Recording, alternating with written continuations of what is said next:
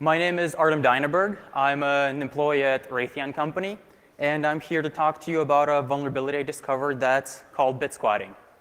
So I like to start these things off with the problem. And the problem is that you may be compromised even when you're following the very best recommended security practices. And I'm going to give you a more detailed idea of what exactly I mean. So let's pretend you're a user somewhere in the world and you're browsing Facebook. And when you browse Facebook, a lot of things get requested in the background, such as JavaScript, CSS, and images. And sometimes those things aren't requested from Facebook. Sometimes they're requested from a domain really close to Facebook. And if a malicious entity controls that domain, then they can serve up content to your browser. And Facebook isn't the only site that's vulnerable. Actually, any internet site is vulnerable. And as we will see later, the more popular a site is, the more vulnerable it actually is.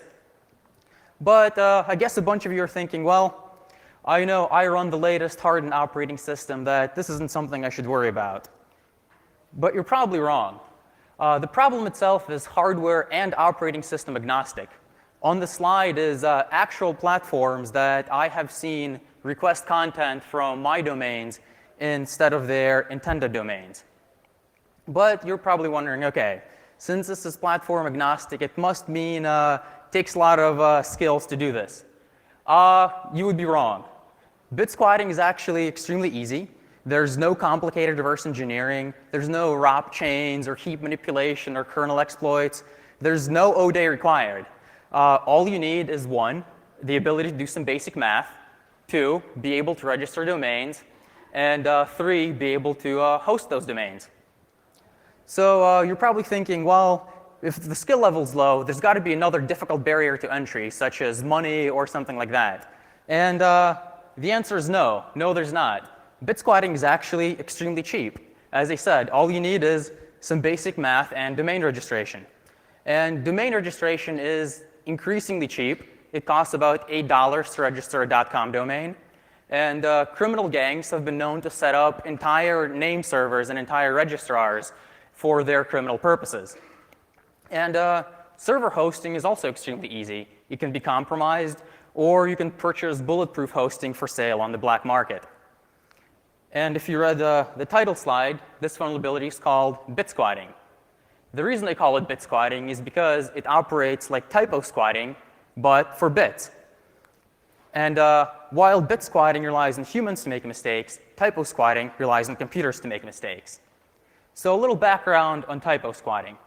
We're all familiar with it, or at least I hope. So you want to go to Google, but you type an extra G, and you end up going to Goggle, where instead of a search engine, you can win Walmart gift cards or iPads, but sadly, not the MacBook Air this time. It's out of stock. And typo squatting is not what I'm talking about. For bit squatting to work, absolutely no typing is required.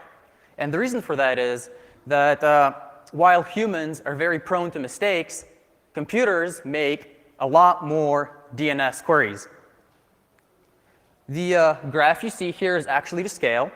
The typo squatters are going after that little man in the top right, whereas bit squatting affects all of those server icons. And a little bit about the slide. I get the 1500 number from the OpenDNS blog. In March of 2011, they had an entry saying that for a day in March that they'd received 30 billion requests. And if you go to the OpenDNS website, they have 20 million users. Doing some simple math leads that there's 1,500 daily DNS requests per user. Another site, visualeconomics.com, says that humans go to approximately 89 different domains a month. Dividing that out to per day leads to 3 domains. So while the typo squatters are busy going after 3 domains that people type in, bit squatting goes after the 1,497 that they don't. So you may be wondering, how can we leverage these automated domain lookups? And the reason we can leverage them is because computers have problems. And I'm not talking about things like bad programming or buffer overflows or logic bugs. I'm talking about problems with hardware that it's running perfectly normal and well-written software. And computers are imperfect.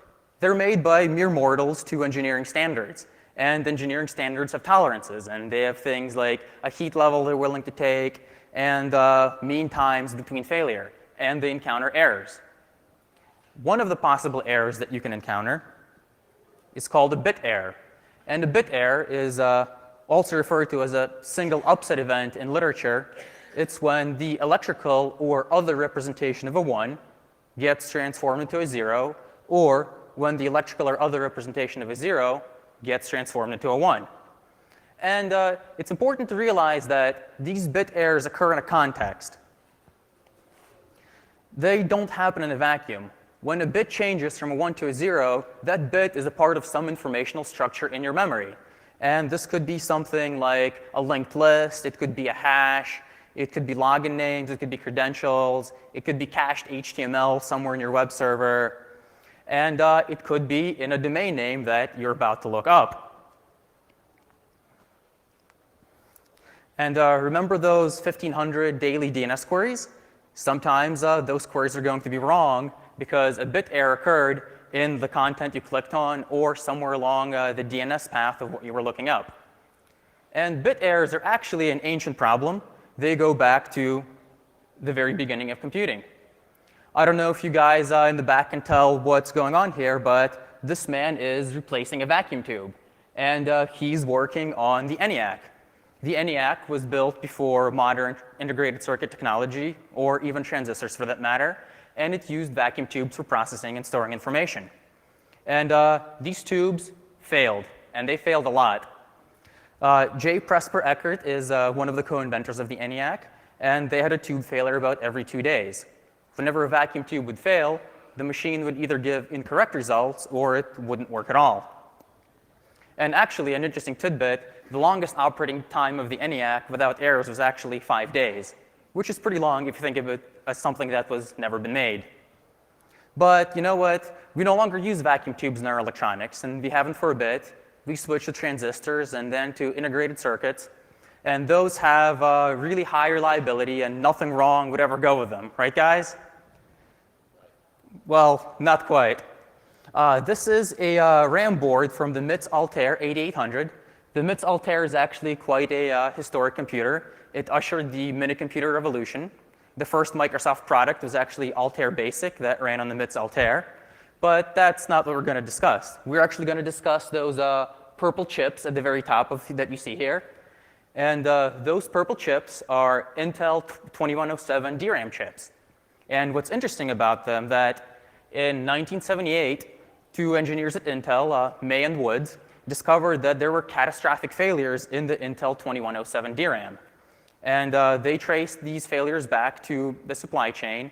And they found that what was causing these DRAMs to fail is that Intel had made a new semiconductor plant that was downstream from an old uranium mine. And this radioactive contamination would actually affect the chips during manufacture. So you would be using these chips, and an alpha particle would be emitted from the radioactive contaminant, and it would flip bits in the memory, and your application that was running on it, that was perfectly written, would catastrophically fail. But they published lots of papers on this, and this became a very well-known in the semiconductor industry, and we put in new processes that would make sure that this would never happen again. Right, guys? Not quite. So this is the Sun UltraSpark 2 CPU. The one in the slide is from 1997, but the problem I'm going to talk about occurred in 2001. And that year, a lot of Sun servers started really failing. And these were really expensive servers. And people would reboot them. They would run the self-tests on these servers, and everything would be fine. And then after a certain amount of time, they would catastrophically fail again. And Sun got a lot of support calls. And eventually, some Sun engineers traced this problem all the way back to radioactive contamination in the L1 and L2 cache of the Sun UltraSpark 2. And to make matters worse, the L1 and the L2 cache didn't have any error checking on them. So these errors would go unnoticed by the processor until your mission-critical application would die. But clearly, these have to be isolated events. And the semiconductor industry is pretty good. And they won't make mistakes. Like, there wouldn't be any need to include, let's say, a hardware testing or a memory testing program with every OS installation. but there is. This is a screenshot of a default Ubuntu installation, and all Ubuntu installations come with memtest 86. And the reason they come with memtest 86 is because sometimes your memory will fail. And I don't know, I'm not sure how many operating system vendors out there do some hardware memory testing, but I think it's always an optional step, but it's something you really should do. You never know if you're about to install on bad hardware. I imagine this happens more often than you would think. And since researchers have known about bit errors for quite a long time, there have also been several security implications of bit errors. And I'm not just talking about random data corruption. There's a lot of other things that can happen due to bit errors that don't include just corrupting critical data and crashing your mission-critical applications. There's been a lot of previous work ranging from the academic to practical and industry, and it varies the gamut from breaking out of sandboxes to extracting encryption keys out of small devices. First previous work we're going to look at is JVM sandbox escape. In 2003, Sudhakar and Apple of Princeton University published an extremely interesting paper in IEEE S&P. And they actually found a way to break out of the JVM sandbox using random bit errors. And the way this attack works is you use the JVM to fill up memory with 2 Java objects and references to those objects. And then you wait for a bit error to change one of those references to point to a different object. And it turns out that once you have 2 differently typed references to the same object, you can actually create a write-what-where primitive. And once you're writing arbitrary executable code into memory, it's pretty much game over. And to demonstrate this, since the researchers couldn't wait around for a bit error to happen, what they did was they attached a heat lamp to their CPU, and they would heat the RAM past the temperature of failure to induce bit errors. And they were actually able to experimentally demonstrate that their technique works using the apparatus you see in the slide. Another security implication of bit errors is smart card piracy. There's actually quite a war going on between set-top box manufacturers, cable TV operators, and smart card pirates. And it's well documented in the book Security Engineering by Ross Anderson.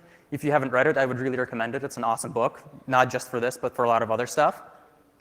And one of the things that smart card pirates do is they want to extract encryption keys out of the smart card. And the smart card plugs into your cable TV box, and it'll decrypt encrypted channels broadcast over satellite. And one of the ways they use this, they try to get this encryption key is bit errors. So what they do is they attach to the bus of the smart card, and then they will actually electrically probe the smart card CPU to try and cause it to change its instruction pointer in the middle of a jump instruction to an instruction that they map their own code to. And once code is fetched from that memory address, they will actually feed the smart card code to dump contents from ROM memory. Now, there's more causes of bit errors than just smart card pirates and heat lamps. I'm going to quickly discuss 4 of them, but they're certainly not completely inclusive. So, number 1 cause of bit errors, heat. As we saw with the heat lamp, heat causes bit errors.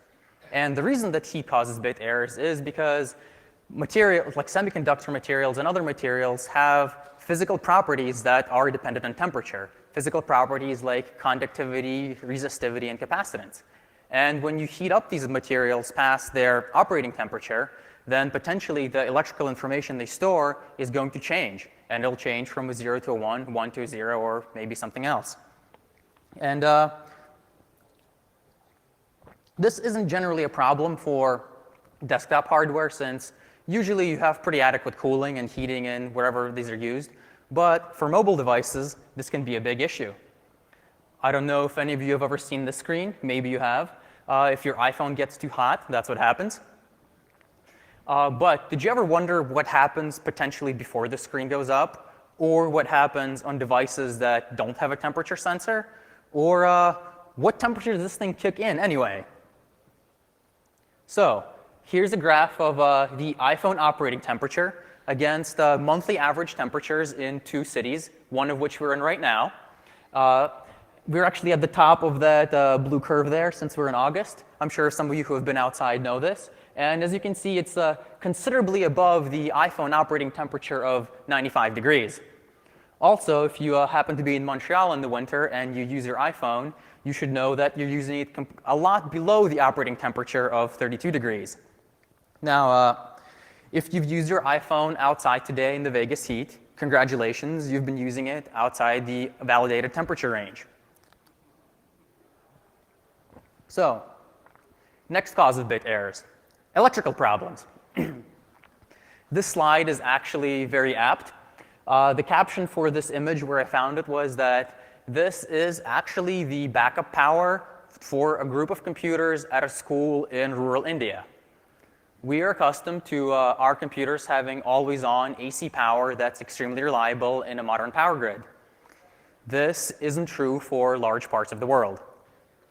If you have really fluctuating power inputs into your electronic devices, they may fail, and one of the failure cases may be bit errors. And sometimes, whenever you feed in electricity to your devices, even if the power is bad, or even if the power is good, the device itself may be broken. This is a pirate capacitor. There's actually entire forums on the internet dedicated to just finding bad capacitors in motherboards and reporting them. And capacitors aren't the only thing that can be pirated. You can actually pirate a variety of electronic components, and some unscrupulous hardware manufacturers may tend to include these in the computers they build. So I guess next time whenever you're putting something out for the lowest bidder, you may get exactly what you paid for, which is not what you expected. Another problem is that even as we saw in very well-manufactured and non-pirated and completely above-board operations, sometimes contamination can creep in. And sometimes that contamination can be radioactive. And whenever these radioactive isotopes emit radiation, it will ionize the components next to it and change the electrical value representation. And speaking of radiation, we're going to move on to the last, but certainly not least, cause of bit errors, which is cosmic rays. And one, yes, I'm serious. And I want to say I'm talking about specifically I'm talking about the intergalactic cosmic rays, not the solar kind. So this picture is more than appropriate. From all the research I've done, the solar kind can't actually penetrate the upper atmosphere. So from those, we are safe. And the interesting thing about cosmic rays is they can affect even the most well-manufactured hardware. So let's say you're running comfortably in a data center with a reliable triple backup power supply, and you're using the most expensive components, and your cooling is working. You could still be vulnerable due to random cosmic rays hitting your hardware. And far from being a theoretical nuisance, certain studies out there have actually concluded that cosmic rays are, in fact, the most prevalent source of bit errors at ground level. The graph you see here is a direct copy from the IBM Journal of Research and Development, volume 40, number 1, page 13, for those of you who want to look it up. And the context of this is that IBM did a study on DRAM failure rates following the discovery from the guys at Intel. And this study lasted from 1978 to 1994. And what they had found is that cosmic rays tend to affect DRAM quite considerably. What you see on this graph is the measured experimental failure rate. So this is like failures that they actually observed in their cache and in the DRAM. This isn't what they scientifically predicted. And the line you see, that's the cosmic ray flux at altitude. So what they actually experimentally observed matched their prediction of cosmic ray flux nearly completely. And the reason they have cities up there is because cosmic ray flux tends to increase as you go up in altitude. So the higher up you are, the more chance you have of receiving a bit error due to cosmic rays. So what is the actual distribution of these events in the bit errors you see? Well, to tell you the truth, I don't know. For those of you who came in early, you saw a lot of scrolling logs. I was tailing an HTTP log and my server of the requests coming in. And I can't really go halfway around the world and look at somebody's iPhone and tell you what exactly caused the bit error on it. It's entirely possible that the cause of the bit error was something that I didn't even list. So I don't actually know what's going on, but I suspect it's one of the problems that I've listed. What I know for sure is that despite the cause, the bit errors are real, they happen, and they have security implications. To continue our bit error discussion, I want to talk about DRAM. And the reason I want to talk about DRAM is DRAM makes up the RAM in your computers. It's one of the places where information density is by far the highest. The components are difficult to cool, and vendors are often under pressure to source them very cheaply. Additionally, DRAM is the component that the vast majority of previous studies have focused their bit error research on. Now, I'm going to give you guys some good news. And the good news is that there is a solution for all bit errors in DRAM. It's called ECC, or error correcting codes. And ECC will detect all single bit errors. And there's actually versions of ECC that will detect all 1, 2, 3, and 4-bit errors. But ECC only works if you actually use it. There's probably some of you in the audience thinking that you're well off. You manage a giant rack of enterprise-class servers. You bought them from somewhere decent. Then most hardware manufacturers are well aware of bit errors. That's why when you buy a server, you can generally only get ECC main memory in it. But I want to ask you, did you count all of the RAM in your machine? My answer is you probably didn't. For example, this is an enterprise-class SAS drive pulled from a server with complete ECC RAM. The chip highlighted there in yellow is a 128 megabit DRAM. That 128 megabit DRAM does not have ECC. And this drive is actually a few years old. So newer 128 megabits is 16 megabytes. So that drive had 16 megabytes of cache. Today, even consumer-class drives have 32 or even 64 megabyte caches. Enterprise-class servers tend to have anywhere between 5 and 8 of these drives in a RAID configuration.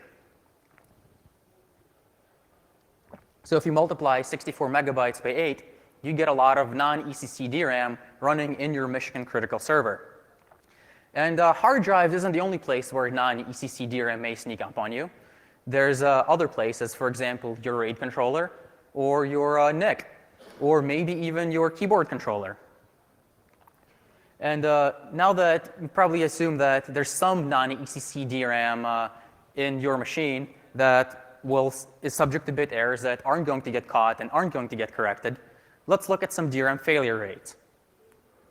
So this slide summarizes several studies on DRAM failure rates. There's two main ones. One is by Terrazon Semiconductor, concluded in 2004. And one is by Schroeder from the University of Toronto in association with some people from Google. And first thing to notice is that this slide is actually in a logarithmic scale. It goes from 1 to 100,000. And the lowest error rate here, measured in failures in test. And failures in test here means one error in 1 billion hours of operation. So the lowest error rate is about 50 failures in test, and the highest rate is about 100,000 failures in test. Another thing I'd like to point out is the manufacturer 1 to manufacturer 6. Those results come from the Schroeder study, which actually measured bit errors in Google servers in Google's data centers. So this is actually using real hardware, and it was concluded in 2009, real, relatively recent hardware. And they found a definitely considerable amount of errors. The good news, I guess, from that study is that what they observed is that the vast majority of errors occurred in the same DIMMs. So unlike the previous IBM study, the Google study would imply that the failure is actually due to various manufacturing defects. So once bad RAM is identified, it might be possible to replace it. Like I said, this study is in failures in test, which measure a failure in 1 billion hours of operation. And we're really not used to thinking of failures in test. So I've got a nice summary for you of what this means in real terms. PC with 4 gigabytes of DRAM is about what you can buy from Dell. Like if you go on the Dell website right now and you want to buy a laptop, the cheapest one they're going to advertise to you on the front page will have 4 gigabytes of RAM. Assuming the lowest error estimates from the previous slide, that laptop will encounter about 3-bit errors per month. Assuming the highest estimates, it'll encounter 3-bit errors per hour.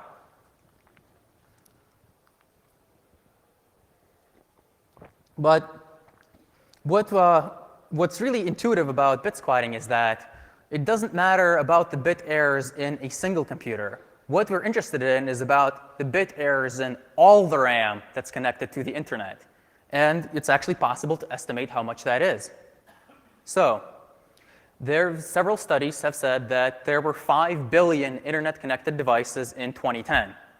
Assuming that you have an average of 128 megabytes of RAM per device, and this assumption is not scientifically founded. I couldn't find any good estimates anywhere I looked, but I figured 128 megabytes was fair. There's multi-gigabyte desktops and servers connected to the internet, and there's also phones with maybe 6 megabytes. 128 seemed like a reasonable compromise.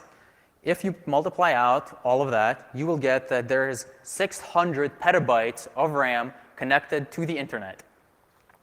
And that 600 petabytes of RAM is approximately equivalent to 1 days of internet traffic, and that 600 petabytes certainly encounters bit errors. If you use the lower end estimates from the slide you saw a few slides ago, there will be an estimated 600,000 bit errors in all of the world's DRAM that occur per day. But that doesn't really matter that much, because out of the 600,000 bit errors, how many of those bit errors actually occur somewhere that is interesting? Well, to measure that, set up an experiment to find out. The experiment consists of 3 main stages. The first stage is to register domains that are 1 bit away from popular domains, and what exactly that means I'll get into shortly. The second stage of the experiment is to supply DNS resolution for those domains, which is actually non-trivial, and I will walk you through step by step with the process. And the third step is set up an HTTP listener and log all requests and see what you can find out about the people visiting BitSquats. So, experiment step 1, register domains 1 bit away from common domains. This contains the domains I actually register, delineated into several categories by the horizontal lines. And these are of certain popular websites, such as Microsoft and Amazon, and more importantly, of content delivery and advertising networks. And the reason I chose content delivery and advertising networks is because nobody ever types them in. Like, you never type in the long URL for CDN or to view an ad in your browser, but they're looked up all the time in the background in your browsing sessions. And also, just for fun, I figured I'd register root servers to see if I could spoof anybody's DNS route. So step 2 is you have to respond to DNS. And how exactly to do this is best illustrated by a multi-step example. So let's pretend that somebody's recursive resolver is requesting mic2osoft.com, which I can answer authoritatively for. You get the request, and naturally, you reply with an A-record response saying, hey, I've got mic2osoft right here. It's at this IP address. But we think that the DNS server possibly encountered a bit error, so it's not enough to reply for the BitSquat domain. It's also extremely important to send a second reply for the original domain, because when the DNS server that sent the query, if it encountered a bit error, it will not be expecting a response for mic2osoft. It'll be expecting a response from Microsoft. And we return the Microsoft response back to the DNS server. Once again, to walk you through the 3-stage process, you receive an A-record request. And this doesn't actually have to be an A-record. You have to answer all records, such as NS, for example. You receive a DNS request. And for every DNS request you receive, you send back 2 replies, one for the BitSquat domain, one for the original domain.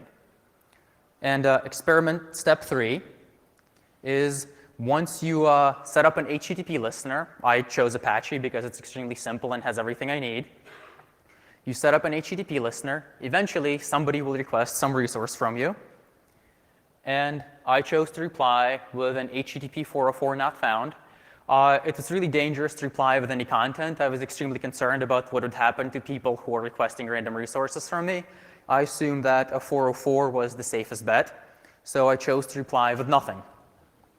So once again, somebody will eventually contact you. You will have to then log all of the data from that HTTP request. So the domain they requested, the URL they requested, their user agent, and the IP address they're coming from, and then respond to them with a 404.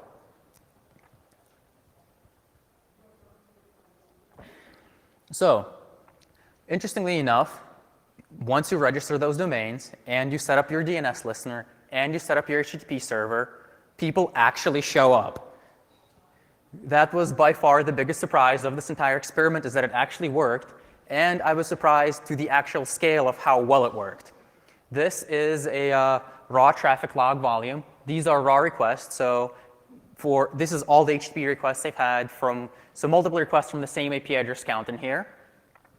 And as you see, there's a steady background of just random traffic. And every so often, there's these extraneous events where traffic just spikes up. The most I've seen was around 3,500 different HTTP requests per day. Was that from mostly one host, or was that? I'm going to get into that in the very next slide. Thank you for asking. I wouldn't say I will get into that in the very next slide. Has traffic by unique IP address. What I wanted to say is that sometimes you get an error in something like a proxy server, and that you would get a lot of traffic for various URLs, all from the same IP, but it'd be for different users. But I did think that that would not be a fair measurement, so I filtered this by unique IP address. And you can see a lot of the peaks disappear, because what also happens is when people receive a 404 error, either automatically or manually, they will actually keep reloading, and those reloads add up. Even in the unique IP view, you see that there's huge spikes that I've labeled event A, event B, and event C. And event A was actually 1,600 different unique IP addresses that visited me on that day. These are all actually very interesting, and I'm going to get into what exactly occurred in each event in the next series of slides. Event A, that was more than 1,600 APs. I don't know if you know, but there's a certain very popular web application that people love to use that caused this event, and that application is Farmville. And yes, I'm serious. The reason I say 1,300 here is because only 1,300 were directly attributable to it. The rest were attributable to some other stuff that I'd have to research into a little more. So how did it happen that all of these Farmville users were requesting random HTTP URLs from me? Well, I have a step-by-step explanation of exactly what happened. So step one, you're somewhere on the internet, and you decide that your day is pretty boring and you want to play some Farmville. Step two, you request some resources from Facebook or from Farmville, and a bit error occurs somewhere in the Farmville server. This is actually the exact bit error that happened. The normal URL is profile.ak.fbcdn.net, but I guess 2-bit errors occurred here, and it changed to pbofile.ak.fbbdn.net. I happen to own fbbdn.net. And so whenever you would request an ad, you would request it from me instead of from the Facebook Content Delivery Network. And the interesting thing that I'd like to point out here is that this bit error actually was cached by the Facebook server, or it occurred in the Facebook server cache. And when 1,300 different people went to request that URL, what happened was that they actually went to me instead of going to the Facebook Content Delivery Network. And of course, at that point, I can send them anything I want. But I chose to send a 404. Yes, I see a hand there. When you send back the DNS packet, I would have to double check. Whatever was from the Python script that I found that originally did it. I found a Python script that was a Python DNS server. I modified it to send 2 replies instead of 1, and it was effective enough to work. I do not exactly remember the TTL, but I can double check for you if you can contact me later. And as the final overview, to see exactly what happened, you're somebody, you go, you play Farmville, a bit error occurs in Facebook or at Farmville, it gets cached, it gets served up to 1,300 different people, and they all request an ad from you, and then you serve them up whatever you want, in this case 404s. So let's go on to the next event, event B. You saw that there was another big spike there. Anybody care to guess what event B was? It was actually also Farmville. This time affecting 156 different unique IPs. And what was the reason? It was actually also pretty much the exact same thing, only a different bit error. This time, instead of being in fbbdn.net, the bit error changed fbcdn.net to fbgdn.net, which I also own. And so people out there would go play Farmville. They would request an ad from Facebook, and a bit error would occur. It would either occur in the cache, or the error would get cached, and then it would get served up to people until that object cache was refreshed. So if you're developing some sort of caching system that uses memory cache, you should really make sure what you put in is what you get out. I'm going to move on to the next event, event C, and I promise this one's not Farmville. Event C is actually a lot more interesting than either event A or event B. Well, maybe, depending how you look at it. And event C is actually DNS poisoning caused by random bit errors. So when I started looking at my HTTP logs, I noticed that for event C, all of the source IPs were from the same /24. So that's a little odd. I haven't really encountered this before. So I began to look more, and I noticed that they were also for the same domain. And eventually I realized that what had to have happened is that the recursive server for the /24 was DNS poisoned, and it was DNS poisoned to redirect people from the ad network to my domain. And I have a step-by-step view of exactly what happened. So let's say you're some user in that /24, and you want to resolve s0.2mdn.net, which is actually an extremely popular advertising network. You may have never typed it in, but if you look, your browser will request it a lot. You request s0.2mdn.net. It goes to your local recursive server. The entry has expired in your local recursive, and your local recursive will encounter a bit error. And it'll instead want to query something like s0.2-dn.net, which I happen to own. And of course, as we saw, for every DNS query you get, it's extremely important to send 2 replies. And you send one of the replies for s0.2mdn.net. And that reply is received by the recursive resolver. And then it's forwarded on to the original requester. And the original requester will then contact me for an ad.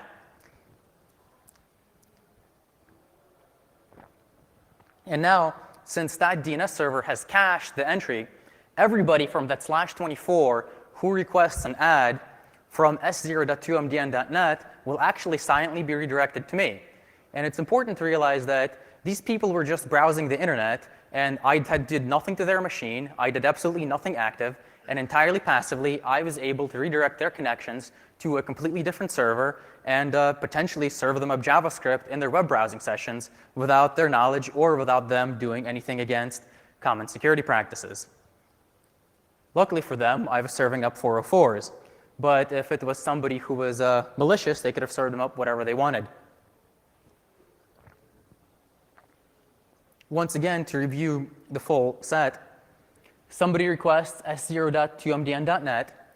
The cache entry has expired in the local recursive server.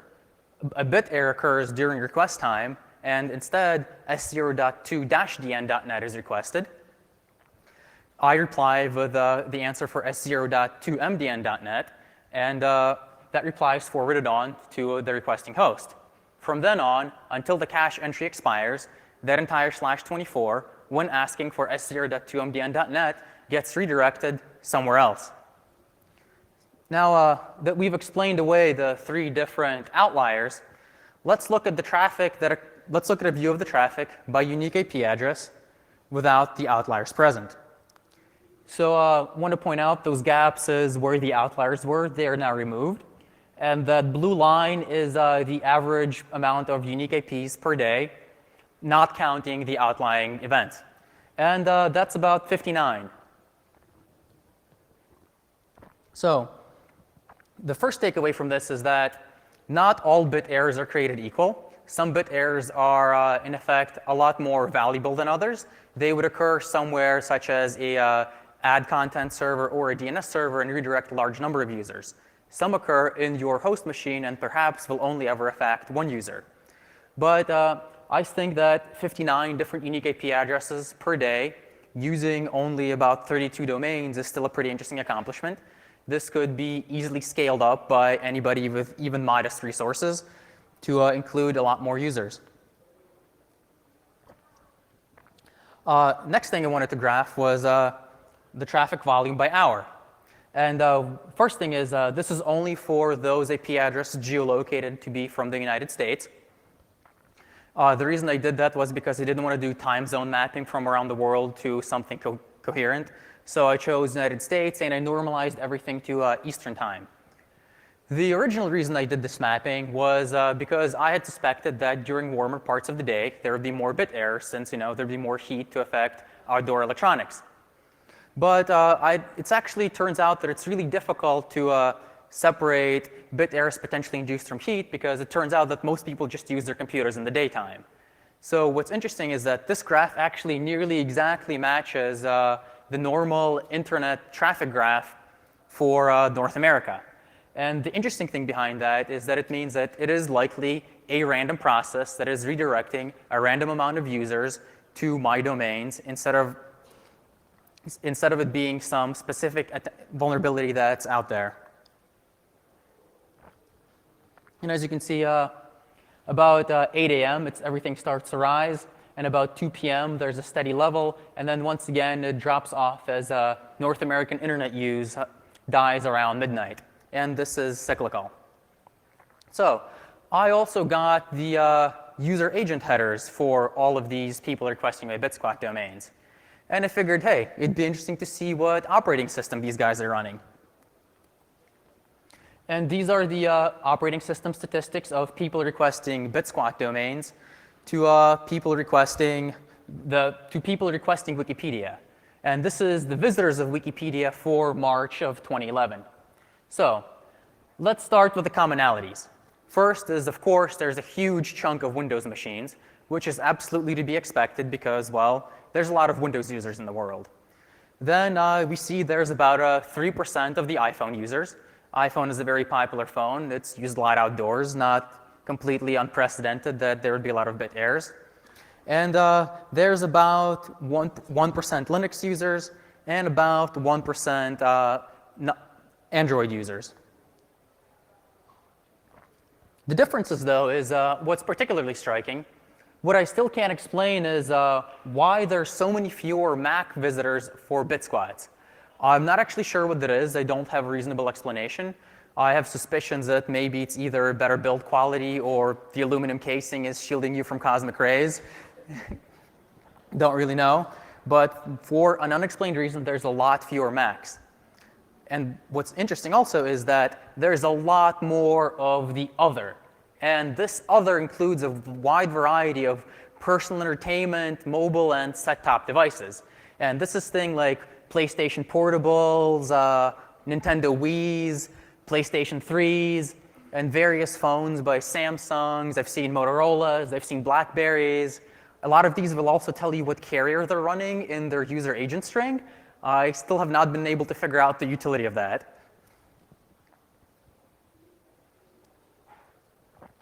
And the disparity between mobile devices and non-mobile devices was actually to be expected, because if you think about it, mobile devices are under a lot more stress. You throw them, use them outside, use them when it's cold. It's certainly expected that there would be a lot more mobile BitSquats, and that is actually what we see. So where are these people coming from? I used the MaxMine GeoAP database to geolocate all of the APs that were visiting my bit squats. And the results are actually extremely surprising. The top 3 are China, Brazil, and the United States, followed by Great Britain, then by Israel, Italy, and Germany. And the surprising fact about this is that this doesn't match population, this doesn't match internet traffic, and this doesn't match the amount of computers. I don't actually have a solid explanation as to the differences in various GeoIP data, but my suspicion is that, as we noticed before, is not all bit squats are created equal. Sometimes a bit error occurs in a lot more useful of a target. If you think about it as winning the bit squat lottery. So maybe it's entirely possible that I just happened to get a bit squat in a really popular Chinese or Brazilian server that's requested a lot and was able to redirect traffic to me. But further research needs to be done to figure out exactly why there is such a disparity. And next, which domains are these people requesting? The most popular, of course, is Facebook. And the reason Facebook is most popular is because this graph includes all of the outlier requests, followed by Microsoft, followed by 2mdn.net, that advertising domain, followed by some bit squats of DoubleClick and other content delivery networks. If you notice, there's also msn.com in this top 25 list. And if you recall a few slides back where I'd listed my bit squat domains, I didn't bit squat msn.com. So how was this traffic headed for msn.com and also s-msn.com headed to my bit squat servers? I actually have a very good explanation. But before I can accurately explain that, I want to explain the 2 paths where bit errors occur. One of these is the DNS path. And the DNS path is a bit error that occurs somewhere during name resolution. And one of the bit errors is during the content path, such as what we saw with the Farmville episode. And that bit error happens before you ever request a domain name. The content is already corrupted, and then it arrives at your machine, and your DNS works fine. And I can actually tell apart which path the bit squat took from my HTTP logs. First, we'll examine exactly how this works via the DNS path. So, as I said, for the DNS path, it means that an error had to occur somewhere in the DNS resolution path. And we'll start with an example. So somebody requests the A record for fbcdn.net. That A record goes to a recursive resolver, and a bit error occurs somewhere. And instead of fbcdn.net, that recursive resolver starts requesting fbbdn.net. And of course, that's controlled by me. I send the 2 DNS replies, and I say, hey, I've got fbbdn.net and fbcdn.net right here. Come on down. And what's important to see next is when the host receives the DNS reply and actually makes a request at the web server, its host header will have fbcdn.net.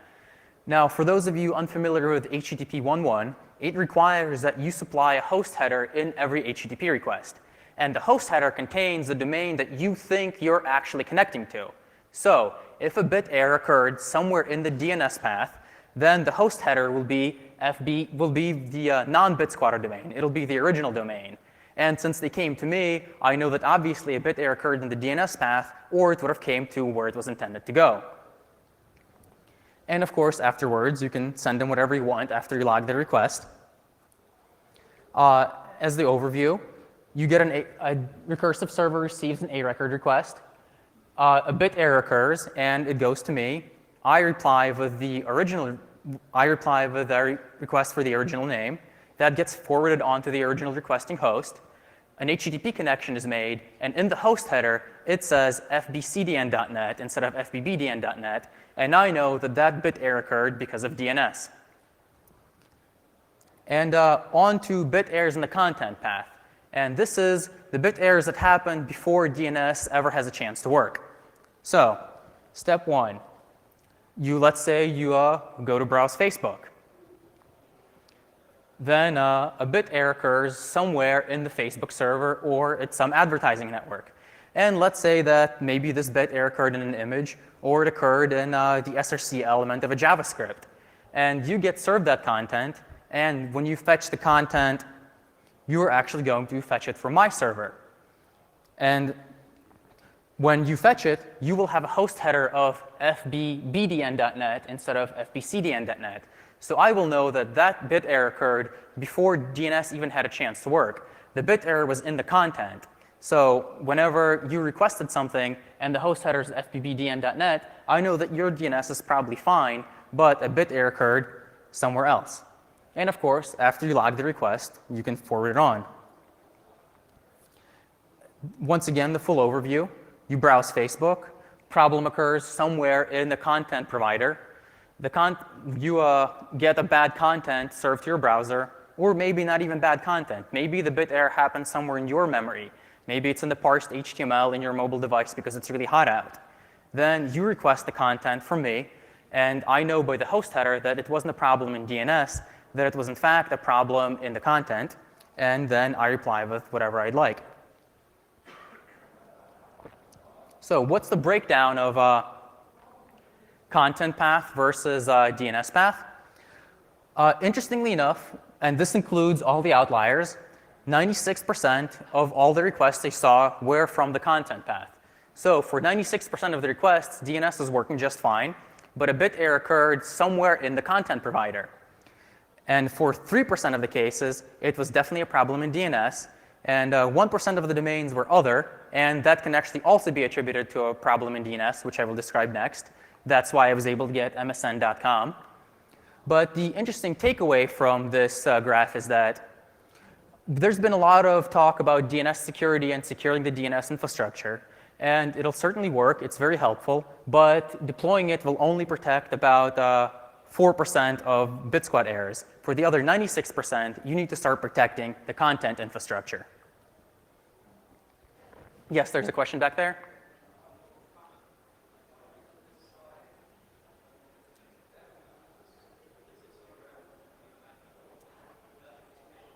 I'm sorry, I can't really hear you. Could you please come up?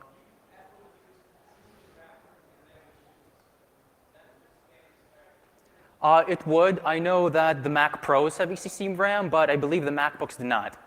So yes, potentially. Getting back to this, the 1% of the domains are other. And how do I get these other domains, which I didn't bit squat, to redirect it to my server? And the answer is really long CNAME chains. These are used for content delivery networks a lot of the time. And a CNAME chain is when you try to request the resolution of a name, the DNS server says, hey, this, sure, you asked for ax.init.itunes.apple.com. But ax.init.itunes.apple.com is actually a CNAME for ax.init.itunes.apple.com.edgesuite.net, which is actually a name for something on Akamai, and that thing resolves. And if a bit error occurs and it corrupts one of these entries somewhere in the CNAME chain, your request will get redirected to me. And this is actually a real request that I observed. Like, I got a request for apple.com despite the fact that I didn't bit squat it. But I did bit squat akamai.net. So what happened is that whenever the CNAME chain was being traversed, a bit error happened somewhere along it, and that DNS request got redirected to me.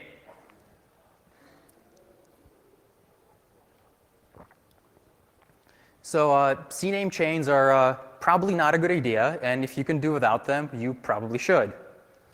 And speaking of these other domains, it's time for some real live examples of traffic.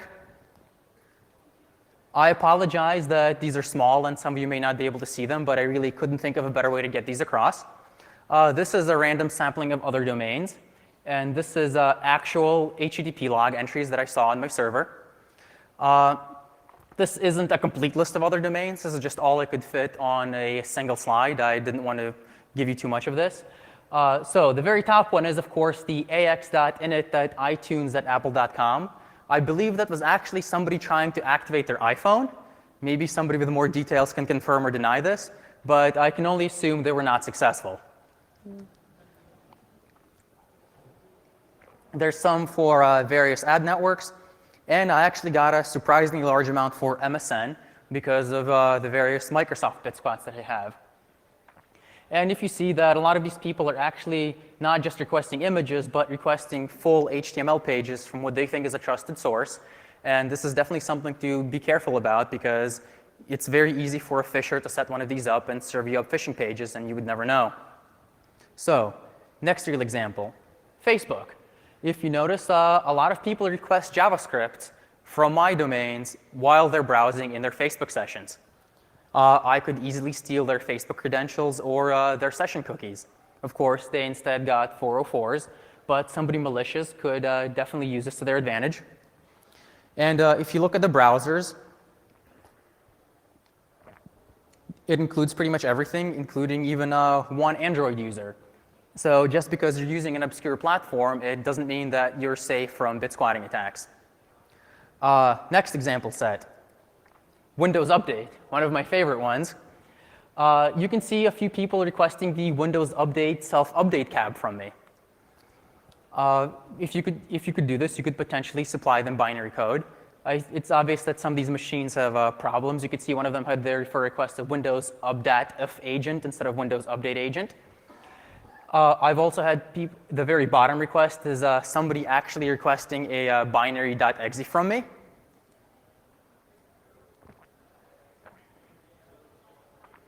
Next example set. People requesting advertisements while they're logged into their webmail. The two up there are from MSN Hotmail, but I don't want to pick an MSN Hotmail. These are just first two I was able to find. There was actually a variety of webmail requests that requested stuff from me. I believe Yahoo was also one of them, if not more. And the third one is from some other provider. Requesting JavaScript from a random website while you're checking your webmail, not a good idea. I'm sure all you guys can definitely realize that. Next example, Windows crash reports. So one of the criticisms I got when I was discussing this with people is that this bit squatting thing will never work. If a machine were to have a bit error, it's just going to crash, and you will never get anything useful out of it. Well, that may be true some of the time. I'm not discounting that. Other times it stays up, and there's times when it crashes, and you get something useful out of it. My favorite is the one in the middle there with notepad.exe. We all know how terrible and complex that is and how many data formats it parses.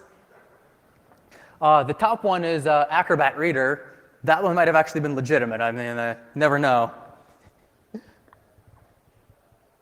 And the interesting thing about error reporting is that I believe it's actually possible to, if you're on the receiving end of the error report, I don't know the protocol in detail, but I know one of the things that can be sent up is the entire memory contents of your machine. So it's entirely possible that somebody malicious could do this, and once they receive requests for error report saying, hey, please give me a full RAM dump, I'd like to debug this problem further. And that would include whatever browsing sessions you had or whatever you were doing whenever you encountered this bit error. So something to definitely be concerned about. By now, I hope you've realized that bit errors are a legitimately real problem and something you should be concerned about. And we're going to go on to some mitigations. So, mitigation number one, ECC on everything. ECC is a very old and mature solution. It's extremely widely deployed, and you should really use it. If somebody in here is responsible for the bill of materials for the next cool mobile device or for the next PC, or if you work for a PC manufacturer, please include ECC RAM. Your users will thank you. And if you are making various hard drives or other peripheral devices, please include ECC RAM on those as well. They go in a lot of enterprise stuff, and you don't want bit errors to happen. Mitigation number two. By the way, didn't Intel too much remove ECC from most of their consumer level chips, and now it's only beyond stuff? I'm actually not certain, but I believe you're correct. Those chipsets do not support ECC, but they really should. Yeah, because their consumer stuff is static. Well, hopefully they'll put it back in. Mitigation number two is pre-register domains. This is actually the easiest thing to do, since the domains that are most affected by bit squats are those extremely widely requested, since these errors happen actually relatively infrequently. If you consider all of the volume for Microsoft.com and the fraction that I see, it's actually very small. So you only have to worry about this is if your domain is extremely popular. So on the plus side is the people who have the most popular domains have the most money to register them. So this is one of those cases where the problem goes to those who are most able to solve it. And actually, there's not that many domains you have to worry about. For a 1-bit error, if you take one ASCII character, the most bit squats of that character can be 6. So 6 times the length of your domain is how much money you need to spend to pre-register all of those domains to ensure that somebody else doesn't get them first. And this will help your users today. Like if you register these, it'll help them right now. Even the ones running in some hot country with really bad hardware and bad memory with really bad electrical supplies. Mitigation number 3 is trust but verify your data. As we saw, 96% of these errors were in the content path. I know a lot of Web 2.0 systems run on extensive memory caching because they don't want to hit the database. If you're designing these extensive memory cache systems, please include a CRC somewhere to ensure that the data you put in is the data that you send out.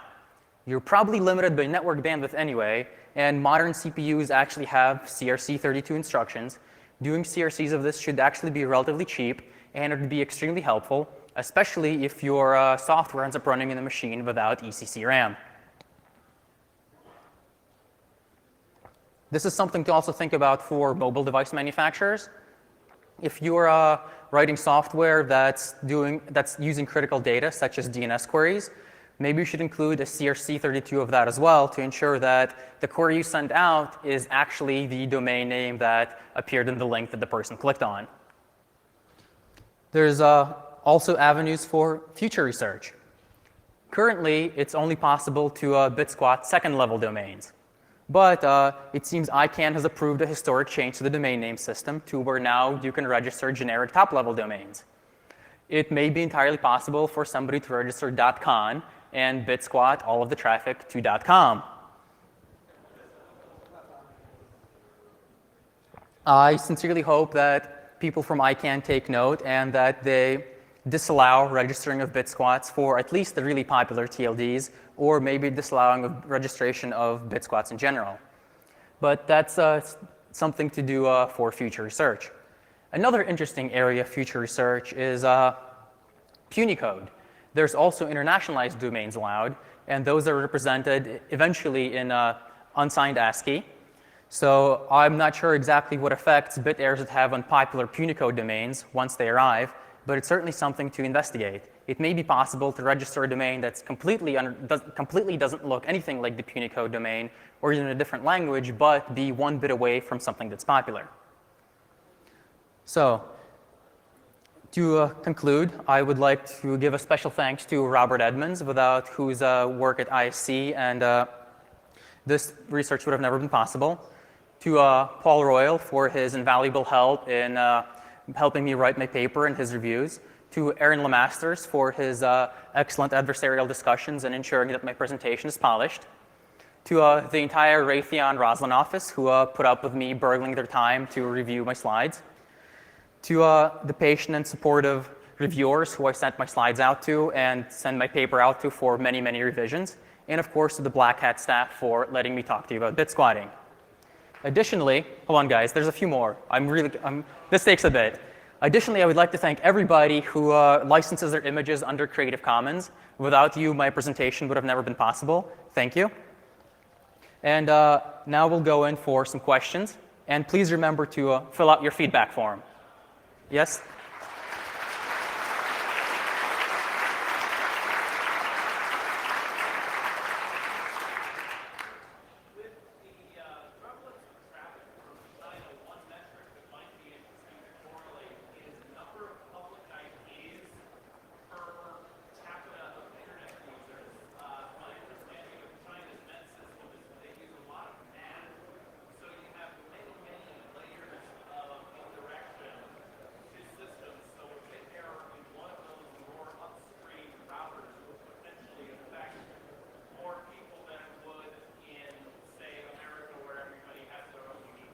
That's actually a very good point. Another thing that I'm interested in is whether routers have ECC memory or not.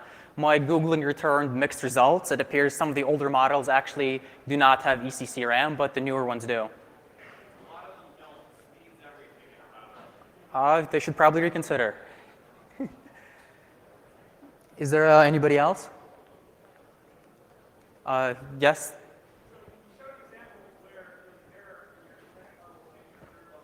Yep. I wildcarded. For anything, any third level names, I automatically responded with the same IP.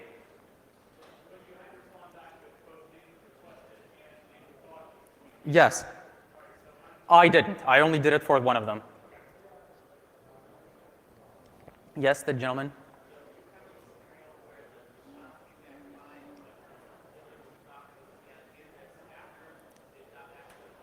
I'm sorry, could you repeat that? I can't quite hear you.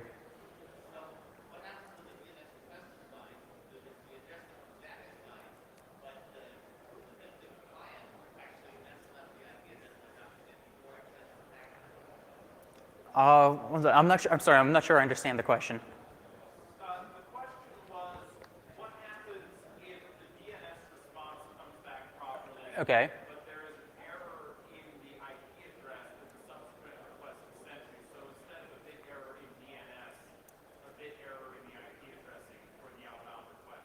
I imagine I would have dropped it. I don't think I would have received it, but it's entirely possible that you can also IP squat by hoping for DNS errors and RR sets instead of DNS errors and queries. Yep. Have you considered if you could look at traffic from a major DNS server and then examine, what percentage of those requests were for domains that have been squatting criteria? You might be able to further validate the results. Yeah, actually, the reason I even started this work is because of Robert Edmonds, who works at ISC, and he does their SIE data, and that shows DNS queries from around the world. And one day I was talking to him, and he's like, oh, I noticed that all of these people are asking for domains with bit errors in them. And so then I'm like, that's interesting. What would happen if I actually registered them? So yes, you definitely do see the evidence of that at the domain server level.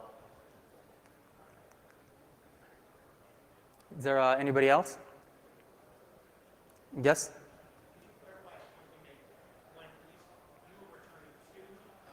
Yep. Yep. Because you suspect that a bit error happened somewhere in the guy that sent you the query. So if you receive a DNS error for a bit error domain, that what the response are expecting back is probably for the normal domain. And so you want to make sure that your response matches what they thought you were going to tell them. Otherwise, they would drop the response.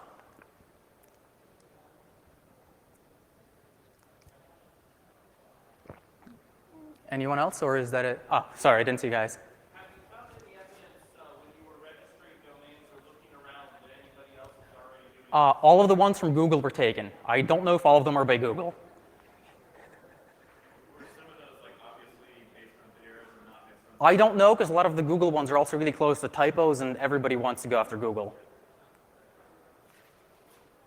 Any estimate on the errors in your findings based on bit errors in your server? What's that? Findings based on bit errors in your server? None. Actually, the biggest source of errors I got is that if you set up a public web server, you get a lot of people just doing random web vulnerability scanning against you, and a lot of search engine crawlers. So it actually took a lot of manual filtering to remove those, and I think I got all of them, but I'm sure it's not 100% clean. Oh, also I wanted to say I have a Python script that you can use to, you give it a domain name, it'll tell you all of the potential available bit squats of it. If you guys want to do some quick testing with any domains that you may be interested in, you can download it from Dinaburg.org.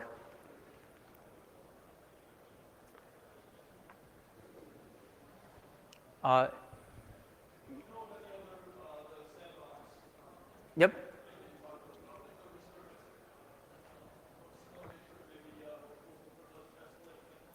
I'm not familiar with it, but it seems like it could be possible. The problem is you may have to wait a really long time for a bit error to happen in a specific target. The great thing about bit squatting is that you don't need a specific target. You just care that a bit error happens.